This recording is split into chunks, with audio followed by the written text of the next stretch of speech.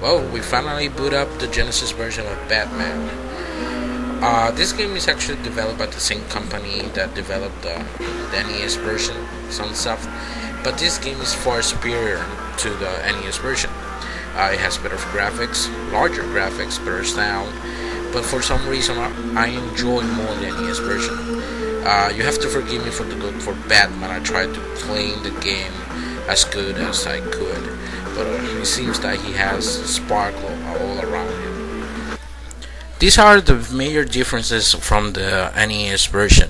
Actually, you have a car stage where you have the Batmobile, and you also have a flying stage when you take the Batjet. And Batman in this game is actually black instead of purple. I really like this game, but it's not that hard and it's quite easy. Actually, the plane and the car stages are the hardest. Now, the Joker, that's another matter. The Joker is quite similar to the NES version, but instead of throwing you lightning bolts, he throws it on the floor. But as you can see, it's quite easy. It's very easy to defeat the Joker on the Genesis version. As you remember, in the NES version, he was one badass Joker, but in here, he's just a plain clown. It's very easy to kill him. Okay, here we go, the Game Boy version of Batman, the game that I dreaded for many years. Why? Because the last stage made me tremble for 3 straight hours. I was playing this game on the original Game Boy, so it was a very small screen, so it was very hard to see since the stage moved by itself. But the game is actually cooler than the Genesis version. It has very cool cutscenes. You have a very small Batman shooting people.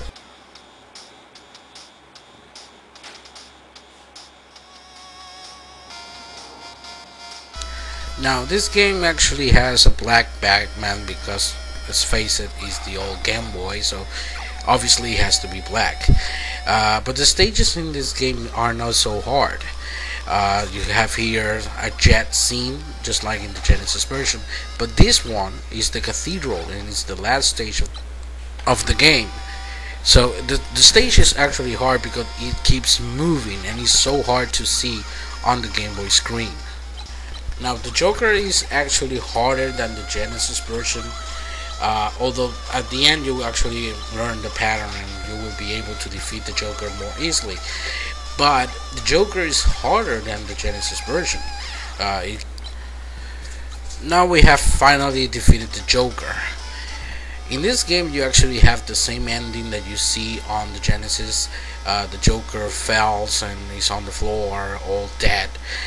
But the Genesis version only gives you that. On the Game Boy, you actually have a really great close-up of Batman looking from the top of a building all over Gotham.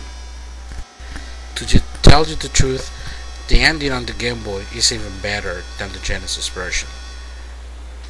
And Batman looking good as ever. That is a great Dark Knight.